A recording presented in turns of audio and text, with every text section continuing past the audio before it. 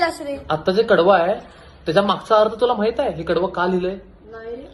तर 1972 साली महाराष्ट्रामध्ये भीषण दुष्काळ पडला होता. अक्षरशः उपासमारीची वेळ आली होती. मग लोक काय खात होते? तर सुकडी नावाचा लाल गहू भारतानं आयात केला होता. तो गहू अमेरिकेमध्ये जनावरांना खायला घालायचे. आणि आपण गणपती बाप्पांना तर तांदळाच्या मोदकाचा निवेद दाखवतोय. तर या गाण्यातून आपण गणपती बाप्पांना असं सांगतोय की तुला मी तांदळाच्या मोदकाचा निवेद आज दाखवू शकत नाही.